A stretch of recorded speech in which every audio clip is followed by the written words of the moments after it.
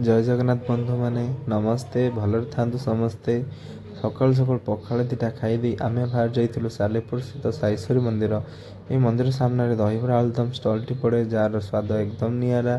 पर आमे मंदिर प्रवेश करू करू भक्त मानक भीड़ भी लगी रही थाए। आमे सीधा सड़क जगन्नाथ मंदिर निकट गलु। यह देखिलु जे सेठी किछि कीर्तन मंडली कीर्तन करुथांती किंतु देखिलु मंदिर बड़ी पड़ी। तो आमे अन्य मंदिर को दर्शन करने गलु।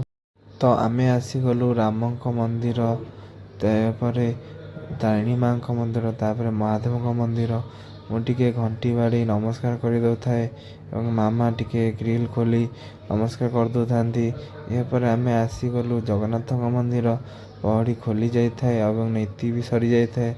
आमे टिके सेठी बसी सेई जगतर नाथ जगन्नाथ 3 कोटी ओडिया गर्व एवं गौरव श्री जगन्नाथ बलभद्र एवं सुभद्रा दर्शन करदे आमे आसी जाइथिलु भोजनालय प्रसाद सेवन पाई। आमे 2टी टोकन आनिथिलु गोटे दाम 70 टंका। आमको दिया जाइथिला अन्न जो नीति रे होइथिला शाग मुग खट्टा और आपण पार्सल भी नहीं पारिबे जार दाम 80 टंका। या पर हमको खीरी दिया जाइथिला या खाई की पूरा अमृत भली लागिला। या पर आमे पत्र को फोल्ड कर दे डस्टबिन ने पकई टिके मंदिर रे भ्रमण करी माउसी घर को आसीथिलु। आसु आसु गोटे मुंडियाटे मारिले तांको नातुणी। या पर आमको किसी देखो थांती ड्रेसिंग टेबल खोलिकी केते सावधान रे खोलु थांती।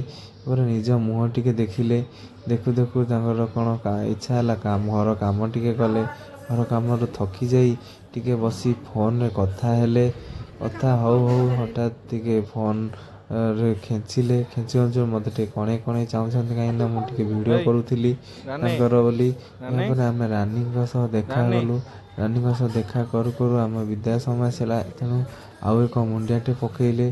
तो आम संध्या समय आसी घरे पहुँचलु। घरे आसबार किसी समय पर कुणिया आसी कुणिया कुनी पुओ सहित मुझे खेलुली। यापर कहली फटो उठा तो पोज देले। यापर समस्त फटो उठ